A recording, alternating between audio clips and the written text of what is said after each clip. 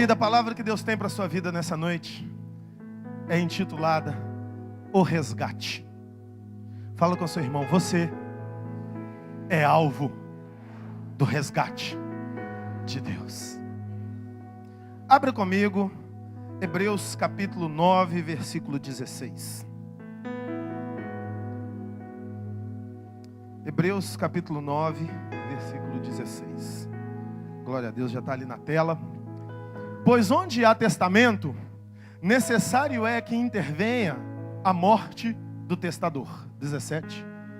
Porque um testamento não tem força, senão pela morte, visto que nunca tem valor enquanto o testador vive. Vamos ler de novo o 16 e o 17, por favor. Preste bem atenção. Pois onde há testamento, necessário é que intervenha a morte do testador. Porque um testamento não tem força, senão pela morte, visto que nunca tem valor enquanto um testador vive. O testamento é o benefício de uma vida.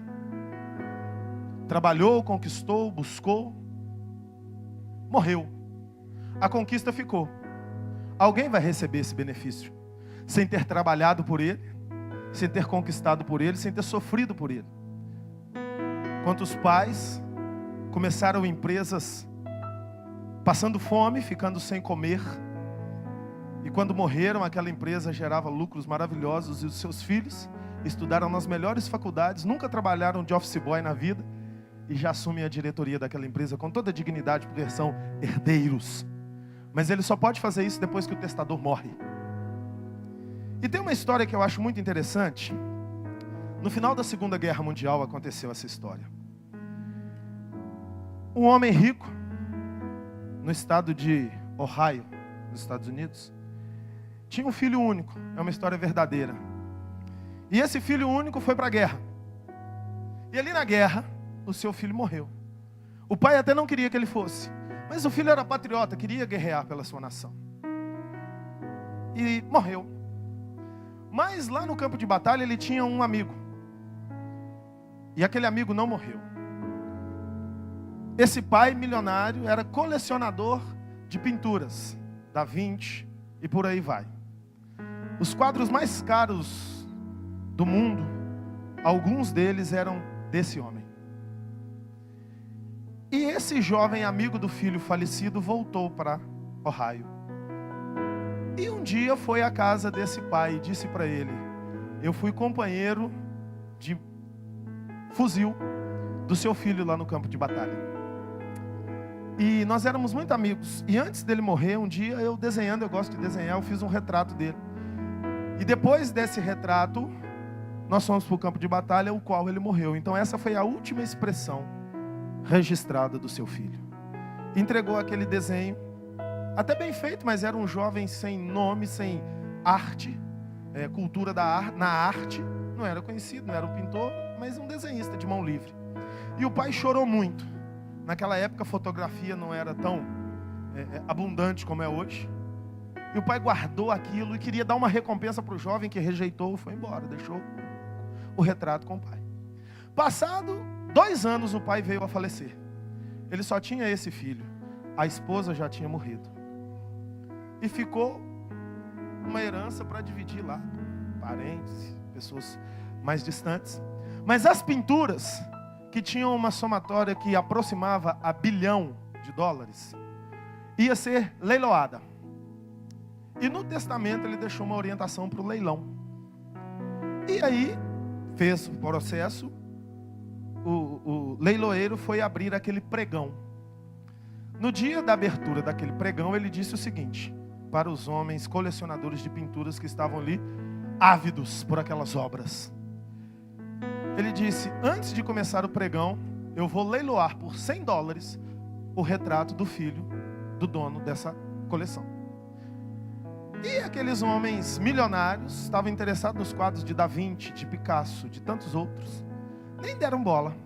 Mas tinha um homem que havia sido funcionário em uma das propriedades daquele homem, que morava ainda ali perto da mansão onde estava sendo feito o leilão. E aquele homem cuidava muito daquele menino quando era criança, aprendendo a andar de cavalo, aquelas coisas todas, e gostava do menino. E aquele homem estava ali. E aquele homem estava ali só para ver. Mas ele pensou, a imagem do meu menino, por $100 eu posso pagar. E ele disse, eu quero comprar. E o homem leiloeiro vendeu aquela imagem para ele. Quando ele entregou a imagem, ele disse, está fechado o pregão. Houve uma bagunça ali naquela sala. Como assim está fechado o pregão? Tem obras de milhões de dólares aqui. Ele pegou o testamento e disse, no testamento rege uma cláusula clara. Aquele que comprar a imagem do meu filho será herdeiro de toda a herança do meu filho.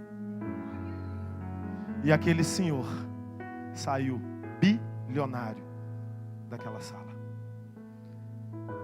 O filho morreu. A herança não tinha dono.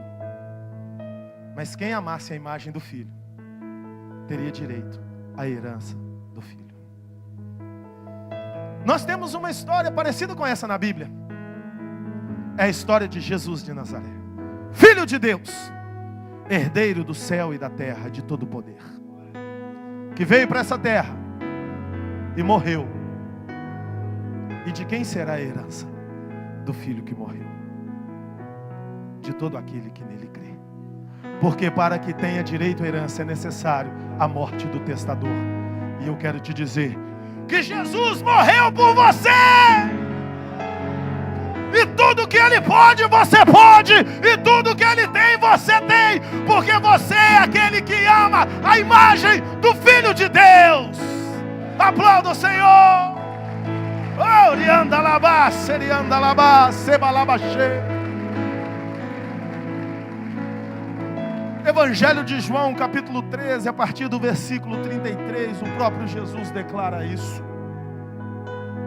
Filhinhos, ainda por pouco estou convosco, procurar-me-eis, e como eu disse aos judeus, também a vós o digo, agora, para onde eu vou, não podeis vós ir. Um novo mandamento vos dou, que vos ameis uns aos outros, assim como eu vos amei, que também vós vos amei uns aos outros. Nisto conhecerão todos que sois meus discípulos, se tiverdes amor uns aos outros. Perguntou-lhe Simão Pedro, Senhor, para onde vais? Respondeu Jesus, para onde eu vou, não podes agora seguir-me. Mais tarde, porém, me seguirás. Disse-lhe Pedro, por que não posso seguir-te agora? Por ti darei a minha vida. Respondeu-lhe Jesus, darás a tua vida por mim? Em verdade te digo, não cantará o galo, até que me tenhas negado 3 vezes. Não se turbe o vosso coração, credes em Deus, credes também em mim. Deixa parado aí. O Senhor Jesus disse para os filhinhos, eu estou indo para um lugar que agora vocês não podem ir. Qual era esse lugar que o Filho de Deus estava indo? A presença de Deus. E Pedro disse para Deus, para Jesus, por que eu não posso te seguir? Por ti eu darei a minha vida. E eu imagino Jesus com um sorriso de galã, olhando para Pedro e dizendo, você vai dar vida por mim? Antes que o galo cante 3 vezes, você já me negou. Sabe o que isso significa? A nossa postura sem a vida de Jesus em nós. Nós não podemos seguir a Jesus sem o próprio Jesus vivendo em nós. Nós não podemos ter a vida de Deus sem a imagem do Cristo ressuscitado dentro de nós. Evangelho não é religião, evangelho é fé. É aquele que acredita na imagem do Filho de Deus e ela carrega dentro de si. E quando eu trago dentro de mim a imagem do Filho de Deus, todas as coisas passam a me ser possíveis. Eu posso caminhar sabendo que eu sigo a um Deus poderoso, que eu tenho Jesus herdeiro de toda a glória, e que agora essa glória é minha também. E por isso vale a pena abrir mão de tudo para ter a imagem do Filho de Deus dentro de mim. E o Senhor Jesus disse isso para Pedro, agora você não pode me seguir, mas depois você poderá. Sabe por que depois? Porque primeiro Jesus precisava morrer para que o testamento tivesse valor. Porque quando está vivo o testador, o testamento não tem valor, mas depois que ele morre tem. Só que Jesus é tão bom que além de morrer, ele ressuscitou para usufruir a riqueza junto comigo e com você. Por isso ele está nesse momento, nesse culto agora. Oh! Toque em Jesus. Ele está aqui. Ele morreu só para você ter direito à herança que era só dele. Ele ressuscitou para viver essa herança com você, agora, amanhã e depois. E no Evangelho de João 14, ele diz o que ele foi fazer. Não se turbe o vosso coração. Depois que ele disse a Pedro, agora você não pode, mas depois você pode. E quando você pode, agora não se turbe o vosso coração. Credes em Deus, crede também em mim. Na casa de meu pai há muitas moradas. Se não fosse assim, eu vos teria dito, eu vou preparar-vos lugar. E se eu for e vos preparar lugar, virei outra vez, e vos tomarei para mim mesmo, para que onde eu estiver, estejais vós também. E para onde eu vou, vós conheceis o caminho. Disse-lhe Tomé, Senhor, não sabemos para onde vai, como podemos saber o caminho? Respondeu-lhe Jesus, eu sou o caminho, e a verdade e a vida. Ninguém vem ao Pai senão por mim. Se vós me conheceis a mim, também conheceríeis a meu Pai, e já desde agora o conheceis e o tendes visto. Ele foi para o Pai preparar lugar para nós. E ele disse, vocês já conhecem a mim, por isso vocês já conhecem ao Pai. Quem crê na imagem do Filho de Deus aqui, levanta a mão. Quem comprou a pintura do Filho de Deus aqui, levanta a mão e aplauda ao Senhor Jesus. Se você acredita na imagem do Filho de Deus, você não precisa ser perfeito. Você não precisa ter vencido já suas limitações, como Pedro ainda não tinha vencido. Traiu Jesus poucas horas depois. Você só precisa acreditar que Ele já morreu e ressuscitou, porque Ele foi e voltou para viver conosco. E foi nos preparar lugar. Ele morreu para que nós possamos ter vida. E se você acredita que Jesus é o Filho de Deus, você não pode e não deve ter medo de nada. 1 João, a primeira carta de João, capítulo 4, versículo 18, nos declara isso. No amor não há medo, antes o perfeito amor lança fora o medo, porque o medo envolve castigo, e quem tem medo não está aperfeiçoado no amor.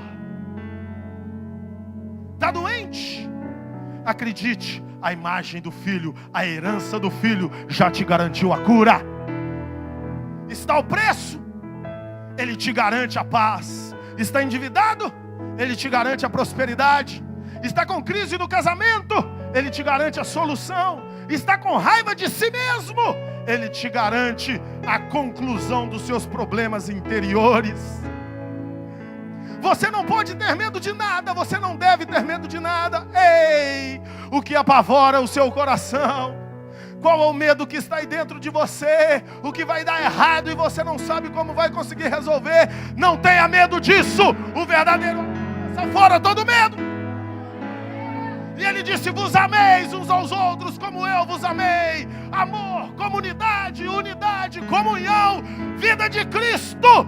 Fora todo medo, em nome de Jesus Cristo. Oh!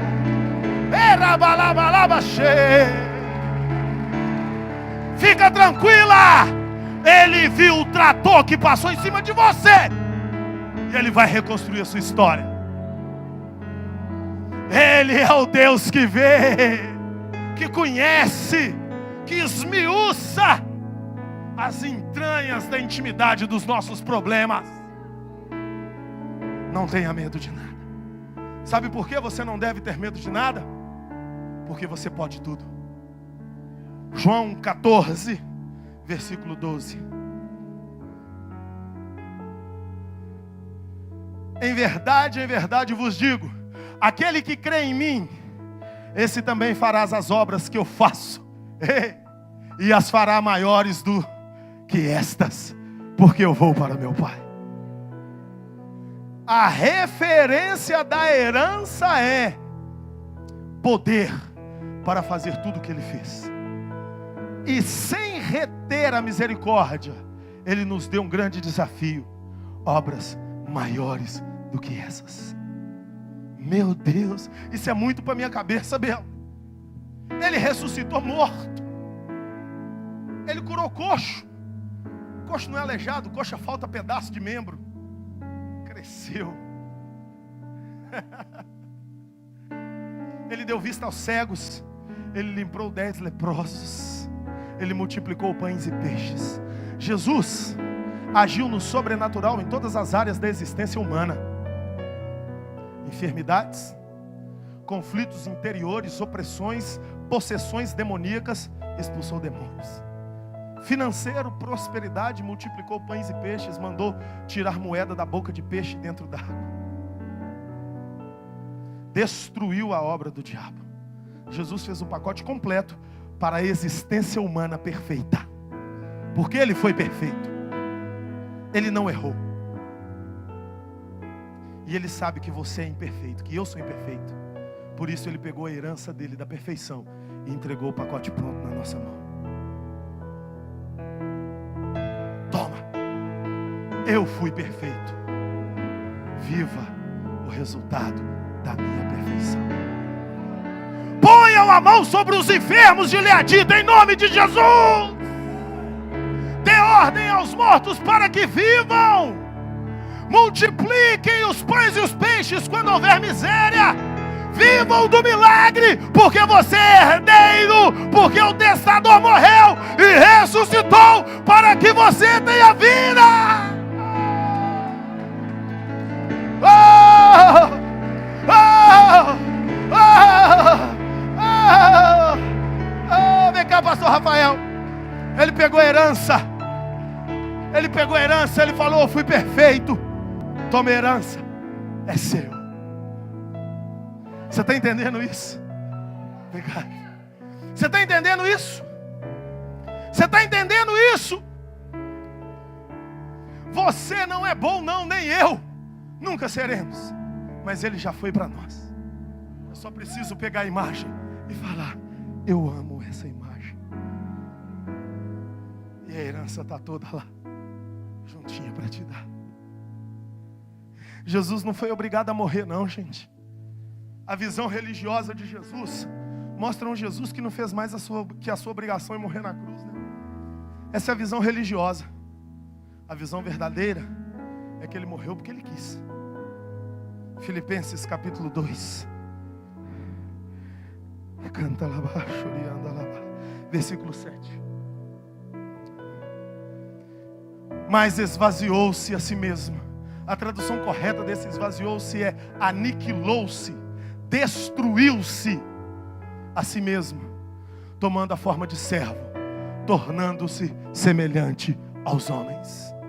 E achado na forma de homem, humilhou-se a si mesmo, tornando obediente até a morte, e morte de cruz. Pelo que também Deus o exaltou soberanamente, e lhe deu o nome que é sobre todo nome. Pode colocar o 10. Para que ao nome de Jesus se dobre todo o joelho dos que estão nos céus e na terra e debaixo da terra, e toda língua confesse que Jesus Cristo é o Senhor, para a glória de Deus Pai. Ele escolheu se destruir. Nós vamos hoje celebrar a ceia do Senhor, e eu tenho dito na ceia que um dos simbolismos mais lindos da ceia, entre tantos outros, para mim, é o atrito entre a massa do pão mole e o cálcio dos meus dentes duros. Os meus dentes, quando mordem o pão, eles destroem a massa do pão. E as minhas papilas gustativas, quando tocam essa massa, fazem com que elas virem líquido. E foi assim que Jesus se destruiu por você na cruz do Calvário. Por isso ele disse: o pão é a minha carne, que foi partida por vós. Porque ele quis. Eu imagino a reunião no céu. O pai olhando e dizendo: eles não podiam ter feito isso. O Espírito chorando: qual será a solução? E Jesus se levantando: eu sou a solução. Como, meu filho? Eu vou entrar no corpo deles e vou viver a vida deles, e não vou fazer o que eles fizeram, e vou morrer por eles. Só te peço uma coisa, meu Pai: devolve a vida para eles. O coração de Deus ficou constrangido. Ele disse: meu filho, o teu amor é perfeito, nós vamos juntos. Por isso Jesus disse: o Pai está em mim e eu estou no Pai. Tudo isso por você. Nenhum pecado que você cometa assusta Jesus. Não assusta. Ele te ama. Ele quer te levar para o céu. Enquanto você está respirando, dá tempo de se arrepender. E até no último minuto. E os questionadores dizem: mas ele pecou a vida inteira, no último minuto me arrependo e vai para o céu. É assim. É assim. Mas eu quero te dizer que nós podemos muito mais do que ter uma vida avacalhada e pedir perdão no último segundo. Mas também talvez pode não dar tempo. Eu posso fazer as obras que ele fez e as fazer maiores ainda. E eu escolhi viver na presença de Deus. Desejo que você escolha também. Se coloque de pé.